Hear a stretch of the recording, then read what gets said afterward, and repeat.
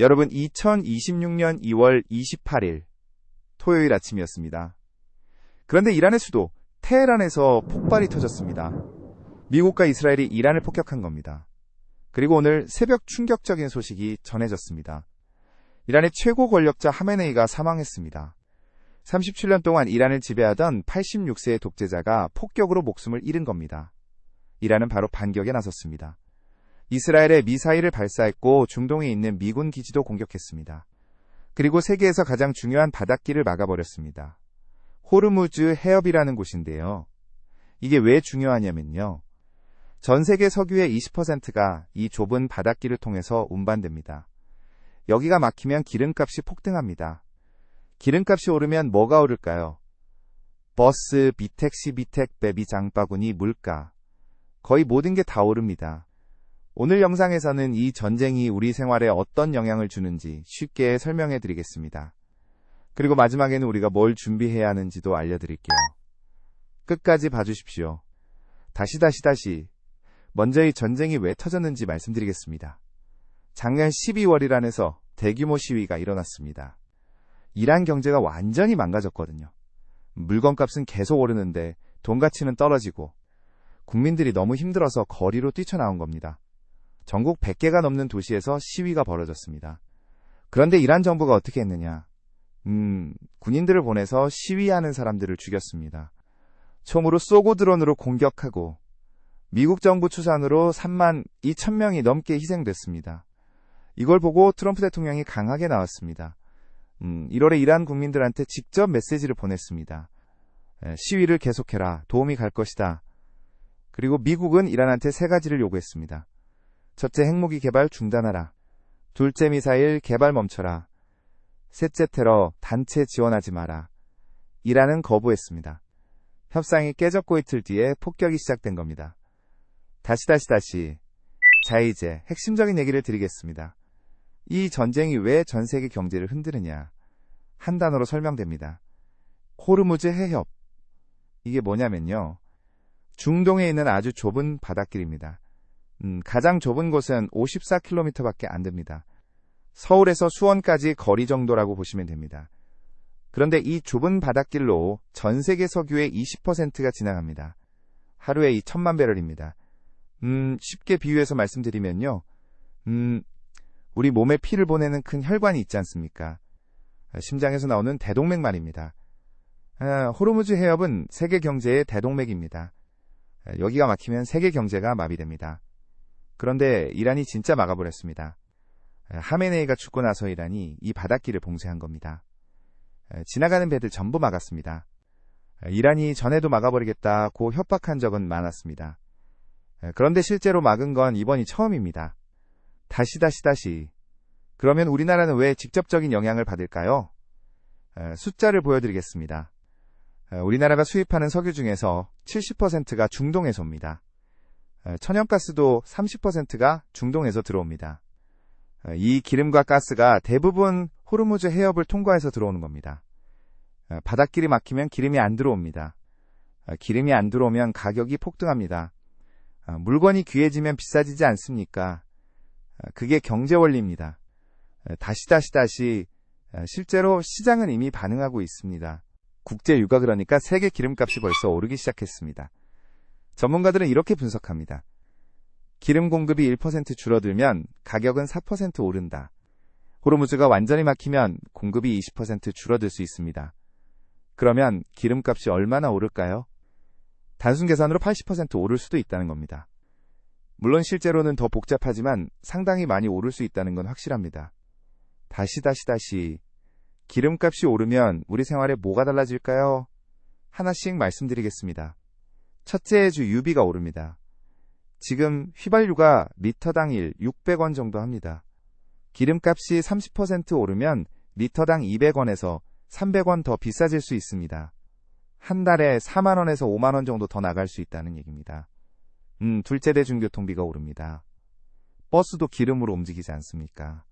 기름값 오르면 버스 회사 비용이 늘어나고 결국 요금이 오릅니다.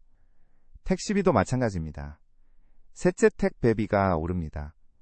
인터넷으로 뭔가 주문하면 트럭이 배달하지 않습니까? 트럭도 기름을 씁니다. 물류비가 오르면 배송비가 오르고 결국 물건값도 올라갑니다. 넷째 장바구니 물가가 오릅니다. 농산물을 트럭으로 운반하지 않습니까? 비닐하우스 난방도 기름으로 합니다. 비료 만드는데도 천연가스가 들어갑니다. 기름값 오르면 농사 비용이 늘어나고 채소값과 일값이 올라갑니다. 결론적으로 거의 모든 물건값이 올라갑니다. 다시 여기서 끝이 아닙니다. 환율도 문제입니다. 환율이 뭐냐면요.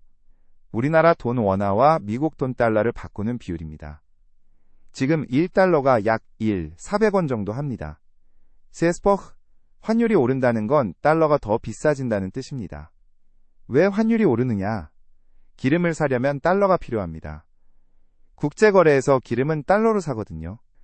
기름값이 오르면 달러가 더 많이 필요합니다. 달러 수요가 늘어나면 달러 가치가 올라갑니다. 달러 가치가 올라가면 상대적으로 원화 가치가 떨어집니다. 그래서 환율이 오르는 겁니다. 또 하나 이유가 있습니다. 전쟁이 터지면 투자자들이 불안해합니다. 불안하면 안전한 데로 돈을 옮기지 않습니까? 세계에서 가장 안전한 돈이 뭘까요? 미국 달러입니다. 그래서 전쟁 나면 달러 가치가 올라가고 환율이 뛰는 겁니다. 환율이 오르면 뭐가 문제냐? 해외에서 사오는 물건이 다 비싸집니다. 수입 식품 수입, 의류, 해외 직구 물건 다 더 비싸지는 겁니다. 다시 주식시장 얘기도 해드리겠습니다. 전쟁이 터지면 주식시장이 어떻게 될까요? 대부분 떨어집니다. 왜냐하면 투자하는 사람들이 불안해하거든요. 앞으로 경제가 안 좋아지겠다 이렇게 생각하면 주식을 팝니다. 많은 사람이 팔면 가격이 떨어지지요. 실제로 이번에 가상화폐 시장이 폭락했습니다. 비트코인이 전쟁 소식 듣자마자 4% 넘게 떨어졌습니다.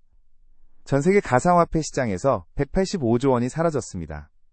주식시장도 비슷하게 움직일 겁니다. 그런데 모든 주식이 떨어지는 건 아닙니다. 어떤 주식은 오히려 올라갑니다. 어떤 주식이 오를까요? 첫째 방위산업 주식입니다. 전쟁 나면 무기가 필요하지 않습니까? 무기 만드는 회사 주식이 올라갑니다. 하나에어로스페이스, 하나시스템, 현대로템 같은 회사입니다. 둘째 정유 회사 주식입니다. 기름값이 오르면 기름 파는 회사가 돈을 더 법니다. SK 이노베이션 S-오일 같은 회사입니다. 반대로 떨어지는 주식도 있습니다. 항공사 주식입니다. 비행기도 기름 엄청 쓰지 않습니까? 기름값 오르면 항공사 비용이 늘어나서 손해를 봅니다. 여행사 주식도 떨어집니다. 중동 여행 못 가게 되니까요. 다시. 그러면 이 상황이 얼마나 갈까요? 솔직히 아무도 모릅니다. 세 가지 경우를 생각해 볼 수 있습니다. 첫 번째, 경호전쟁이 빨리 끝나는 겁니다. 트럼프가 승리 선언하고 이라니 항복하고 호르무즈 해협이 다시 열리는 거죠. 이러면 기름값도 안정되고 시장도 회복됩니다. 일부 전문가들은 빠르면 이번 주 안에 끝날 수도 있다고 말합니다. 두 번째, 경호전쟁이 오래 가는 겁니다. 이란이 쉽게 무너지지 않고 버티는 거지요. 호르무즈 해협도 계속 막혀 있고요. 이러면 기름값이 계속 높고 물가도 계속 오릅니다. 경제가 힘들어지는 겁니다. 세 번째, 경호전쟁이 더 커지는 겁니다. 이란 편인 다른 무장단체들이 같이 싸우기 시작하는 거지요. 헤즈볼라 후티 같은 단체들 말입니다. 이러면 중동 전체가 전쟁터가 됩니다. 기름값이 100달러를 넘을 수도 있습니다. 세계 경제가 아주 힘들어지는 상황입니다. 다시. 자, 그러면 우리는 뭘 해야 할까요? 5가지를 말씀드리겠습니다. 첫째, 뉴스를 잘 챙겨보셔야 합니다. 이 상황은 매일매일 바뀌고 있습니다. 특히 이 5가지를 확인하십시오. 호르무즈 해협이 열렸는지 닫혔는지, 이란 정부가 어떻게 되고 있는지, 트럼프가 뭐라고 하는지, 국제 기름값이 얼마인지, 달러 환율이 얼마인지, 이것만 확인하셔도 상황이 보입니다. 둘째, 기름 넣을 거면 미리 넣으십시오. 기름값이 더 오르기 전에 주의하는 게 낫습니다. 셋째, 해외여행 계획 있으시면 환전을 고려해 보십시오. 환율이 더 오르기 전에 달러를 좀 바꿔두는 겁니다. 물론 환율이 내릴 수도 있으니까 한 번에 다 바꾸지 마시고 나눠서 바꾸시는 게 좋습니다. 넷째, 주식이나 펀드 가지고 계신 분들은 점검해 보십시오. 너무 위험한 곳에 많이 넣어두셨으면 조금 조정하는 것도 방법입니다. 다만 무서워서 급하게 다 팔아버리시면 안 됩니다. 5째, 너무 걱정하지 마십시오. 이게 제일 중요합니다. 전쟁 뉴스 보면 불안하지 않습니까? 그런데 역사적으로 보면 이런 충격은 대부분 잠깐입니다. 시간이 지나면 안정됩니다. 불안해서 급하게 뭔가를 사거나 팔면 오히려 손해봅니다. 차분하게 상황을 지켜보시는 게 중요합니다. 다시 정부도 대응하고 있습니다. 산업부에서 에너지 대책반을 만들었습니다. 기름이 모자라지 않게 관리하고 있고요. 비상시에는 비축해둔 기름을 풀 수도 있습니다. 기름값이 너무 오르면 세금을 깎아줄 수도 있습니다. 과거에도 기름값 폭등할 때 유류세를 깎아준 적이 있지 않습니까?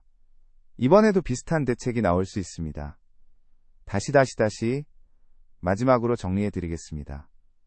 2월 28일 미국이 이란을 폭격했습니다. 이란 최고 지도자 하메네이가 사망했습니다. 이란이 호르무즈 해협을 막았습니다. 이게 우리 생활에 미치는 영향은요. 기름값이 오릅니다. 버스비, 택시비, 택배비가 오릅니다. 장바구니 물가가 오릅니다. 환율이 오릅니다. 해외 직구가 비싸집니다. 주식시장이 출렁입니다. 언제까지 이럴지는 아직 모릅니다. 전쟁이 빨리 끝나면 금방 안정되고 오래가면 계속 힘들 수 있습니다. 우리가 할 수 있는 건요. 뉴스 잘 챙겨보시고 미리 대비하시고 너무 불안해하지 마십시오. 공포에 휩쓸리면 오히려 손해봅니다. 차분하게 상황을 지켜보면서 준비하시는 분이 결국 이깁니다. 나비 경제학이었습니다. 구독과 좋아요는 영상 제작하는 데 큰 힘이 됩니다. 감사합니다.